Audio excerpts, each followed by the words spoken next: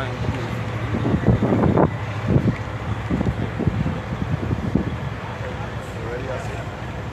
Yeah. Let me, first of all, thank members of the media for being present here this morning. And I am really touched by the fact that you all left the city to come to attend this and important assignment. Over the past 3 years, the Labour Party have been complaining about the delay in completing the St. Jude's Hospital for the people of the South and the people of Saint Lucia. We have made it absolutely clear that when the United Workers' Party got into government, they found 3 things. One, most of the buildings were completed with just a few buildings remaining to be completed in approximately 6 months. The second thing, there were sufficient resources to complete the hospital, to transfer patients and staff from the stadium to the central hospital. And the third thing, that Shanta King prepared a report detailing the status of the works at St. Lucia Hospital and of course the remaining period and what should have been done in terms of including commissioning the new hospital. Instead, the United Workers' Party set in motion a series of propaganda. First of all, they said there was wrongdoing. They commissioned a report to find that wrongdoing. They have searched the hospital in vain and the pages of the report in vain to find a single instance of wrongdoing. When that didn't work, they said that the structural integrity of the hospital was in question. Not even that was solace in their own report. The money that they spent on that report could have completed the issuing and transferred the patients and staff from the stadium to St. Jude's Hospital. After 3 years of saying to the government there is an urgent need to complete the hospital, that every hurricane season spent at the stadium was extravagantly dangerous, God has been good to us, that we were not confronted with major hurricanes like Dominica and other islands in the Caribbean. We are approaching another hurricane season. And instead of completing the existing buildings, they are out there desecrating the area. You can see in the background a building, they shave all around the building. I don't know what type of haircut is that they're giving the building, and the building is just there. Apparently trying to dig around the building, using those heavy rollers to shake the foundations of the building, hoping that they would crack, and for them suddenly to have a justification for demolition. Obviously, as we speak, the United Workers' Party has no approved plan for any wing or any hospital. They are just busy desecrating the area, and a number of vehicles go up and down, destroying the roads in the process, while the buildings that need to be completed are just there. It is deliberate mischief, callousness that we have never seen in this hemisphere before, and this government is just hell-bent on not completing the hospital. And the question which stares us in the face, for which we need an urgent response, is why? And at this juncture, I invite my colleague, our spokesperson on health, to assist me in dealing with that very important conversation. Thank you very much. Good morning, members of the press. Let me first of all thank you for being here with us today. And I want, even before we say anything else, to congratulate the new executive of the Saint Lucia Medical and Dental Association. We wish them well, and we also wish to congratulate the past executive of the Saint Lucia Medical Dental Association. They provided sterling service to not only to the members but to the people of Saint Lucia, and we wish the current president well, and we hope that the people of Saint Lucia will benefit from the leadership of the Saint Lucia Medical and Dental Association. This is a statement, a prepared statement, which I will deliver to you, members of the press, on the situation here today. We believe that this notion of an additional wing for the St. Jude Hospital is a United Workers' Party scheme to give money to their friends, as simple as that. What we see happening here today on the grounds of the St. Jude Hospital has nothing to do with addressing the healthcare needs of the people of the South or the people of the country as a whole. Instead, we believe it's another arrogant display of the United Workers' Party government that continues to abuse their power to waste money and to add an unnecessary structure to the hospital plant while demonstrating total insensitivity to the patients and staff at the George Odlum Stadium. This is simply another scheme by the Alan Shastney administration to give away our taxpayers' monies to their friends, family and foreigners. Some people are getting richer while the healthcare situation at the stadium continues to decay day after day. This construction project, where millions of dollars will be spent, is being implemented in top secrecy, as my colleague Comrade Alva Baptist said a while ago. Only those in government intimately connected to this scheme and the henchmen are in the know. Not the public, not the media, not the official opposition. And based on what we know, based on sound information, not even some members of the cabinet have knowledge of what is going on over here. Our information suggests that the government is going ahead to demolish buildings at the hospital in keeping with statements made earlier by Minister Mary Isaac. Therefore, there was never any intention to use the facilities on the other side, as we have said over and over again. The statements that were made by the Minister for Economic Affairs and the Minister for Health were only meant to ease public pressure after the massive demonstrations. Why is the government insisting on demolishing buildings that, by all accounts, are structurally sound? The people of the South, and indeed the people of Saint Lucia, have been forced to endure inhumane and dehumanizing conditions at the stadium. There can be no doubt that the doctors and nurses are doing their very best. And there can be no doubt that in the circumstances, the staff at the George Odlum Stadium, they're doing their very best.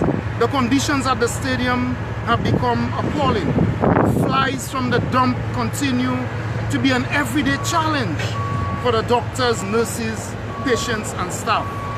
The roof at the stadium, we know that the material was removed and yet to be replaced. The stadium has become a construction site, interfering with the ability of medical staff and visitors alike to move from building to building. You have very huge cranes operating at the stadium daily. All of this could have been avoided if the government had finished the St. Jude Hospital and relocated the patients and staff. We have attempted in the past to explain the challenges which we encountered when the United Workers' Party plans were found. Those plans were loosely conceived. The plans left by the United Workers' Party had no plans that had financial allocations to support the reconstruction of St. Jude. We have said that we never stop working on the hospital while working around all of the challenges, obtaining financing and continuing to work to complete the hospital. However, the intention of this Labour Party is neither to dismiss the view of those who believe that the St. Jude Hospital project should have been completed by our administration. And we understand how people feel about that. Nor do we are only trying to convince others that we never stop working on the hospital. Rather, what we continue to express is our desire, our fervent desire to see the reconstruction of the St. Jude Hospital brought to completion to relieve the patients and staff of the deplorable conditions which exist at the George Odlum Stadium. The Shastney government, nor its most vociferous defenders, can present a valid and convincing reason why this project should have been put on hold for almost 3 years. This could have only happened because the members of our current government felt comfortable with playing political games instead of embarking on the most expeditious course to return a completed St. Jude Hospital to the people of the South and to the people of the country as a whole. They have deliberately engaged in confusing the population with misinformation and contradictions. They have never presented a clear explanation on the basis of any fact or any explanation for the delay in working on the St. Jude Hospital. They never heeded the advice of experts who offered opinions on how to bring the reconstruction project to completion in a short time. The primary motivation of Alan Chastanet and the members of his cabinet seemed to be to manipulate the population and also to facilitate their friends in making money on additional and unnecessary construction on the St. Jude Hospital project. They also expect they will once more get away with placing those millions in the hands of a few friends or in the hands of some family, or they will handpick and give a direct award without public tender. Responsible management of the country's resources demand that wherever possible, a public tendering process should be preferred over issuing direct awards.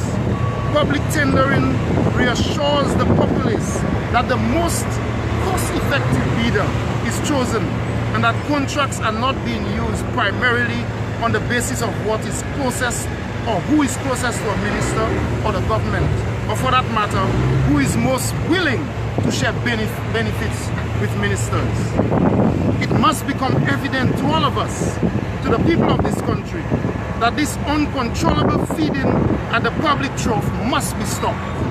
We must wake up to the reality that those are not Alan Chastanet's dollars, nor Guy Joseph's dollars, nor Mary Isaac's dollars. They are being squandered to feed a select few friends. Our country is being forced down a hole by this squander mania. Our children will have to carry the cost of this recklessness which has been unleashed on our country. The irresponsible actions of this government will impact most severely on the poor and vulnerable in our country. Even those who believe that they are insulated because they hold good middle-class jobs, or they are self-employed, or they are business owners, must also wake up, and wake up very quickly to the possibility that one day they too will be in trouble. The Alan Chastanet administration will impose hardship on all of them and stifle their ambitions to grow and to prosper. What we are seeing here is gradual marginalization of people in all sectors who do not enjoy the favored status of friends, family, and foreigners. We condemn in the strongest terms the government's decision to spend over 13 million on a road to fast-track the construction of a horse race track instead of completing the St. Jude Hospital for close to 3 years. We further condemn the government's plan to demolish buildings at the back of us to facilitate opportunities for their friends, family, and foreigners to make money. It is obvious, my friends, that Alan Chastanet does not genuinely believe that the people of this country are genuine about healthcare. In fact, we believe that he genuinely believes that our people are jackasses. It is very evident when he says that he does not listen to us. We believe and we know that he means it.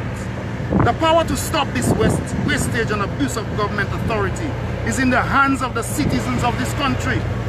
Every patriotic Saint Lucian must speak out against these unconscionable actions of Alan Chastanet and his cabinet. We must be prepared to act. The position of the Saint Lucia Labour Party remains that there should be no demolition and no alternative use of the existing St. Jude Hospital plans. We call on the government once again to do what is right for the people. Stop the wastage and bring the hospital to completion. The Saint Lucia Labour Party is preparing once again to encourage people to come out in mass protests because of the actions of this government. And day by day, we are witnessing excesses of this government and their ministers, and this is yet another example. Thank you very much. Okay, so we have questions. Joshua, you mentioned that people must be prepared to act. You just mentioned that there's a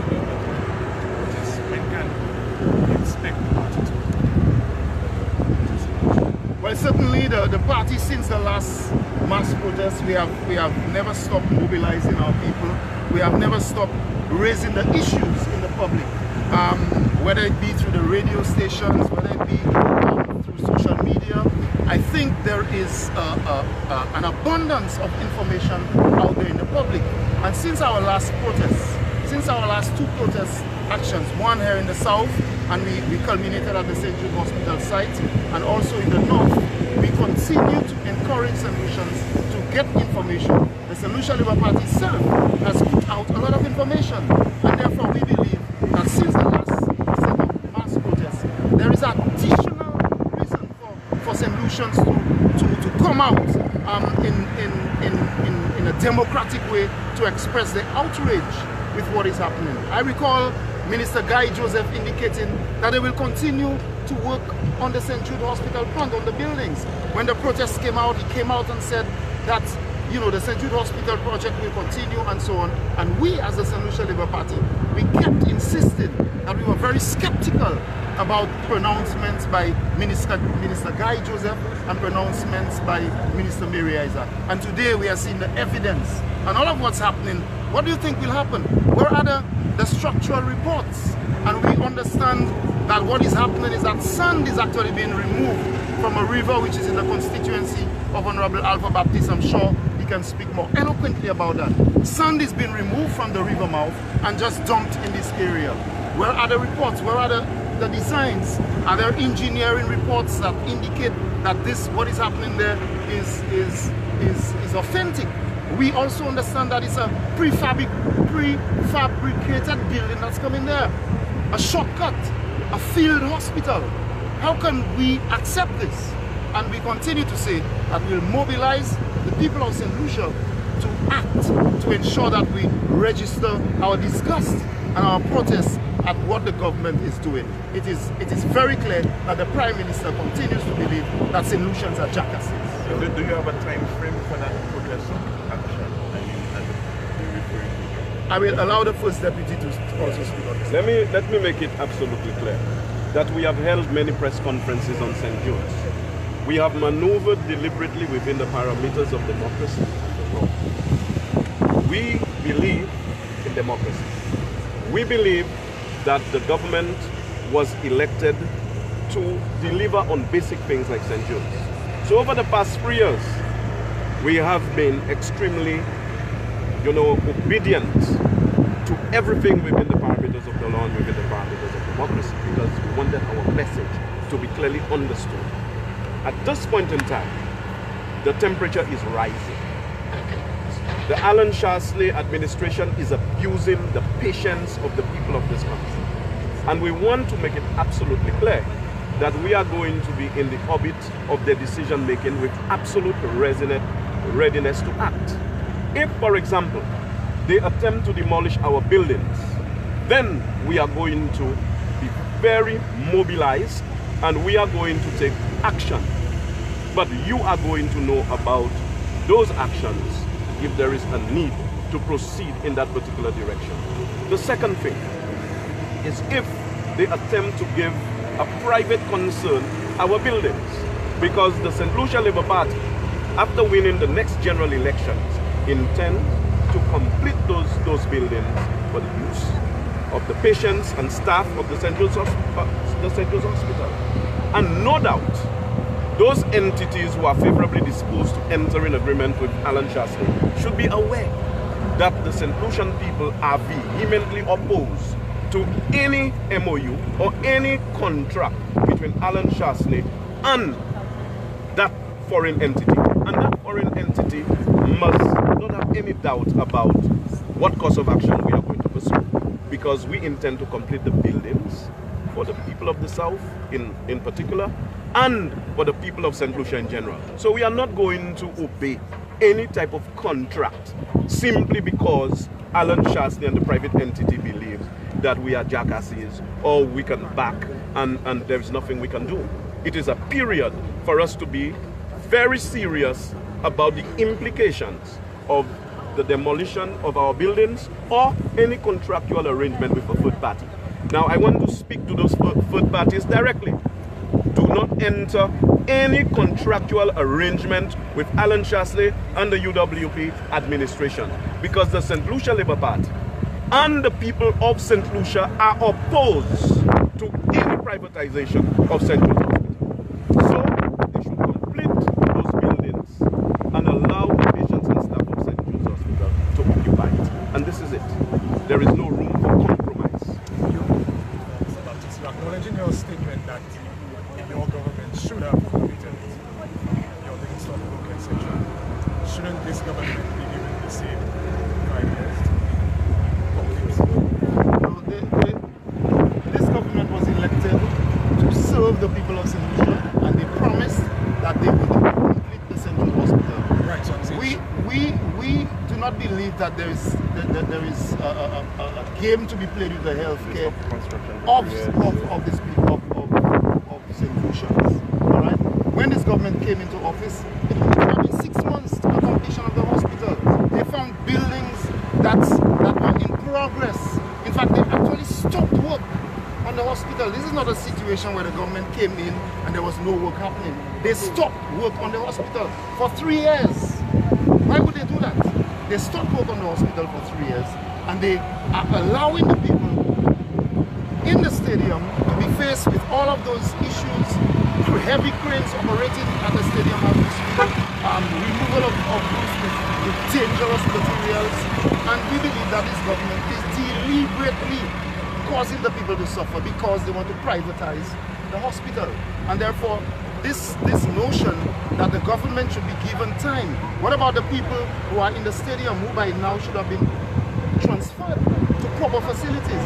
We believe that this government is heartless, they are callous, and they are doing this simply to give away our assets to their friends and foreigners whom they want to enjoy profits from our buildings.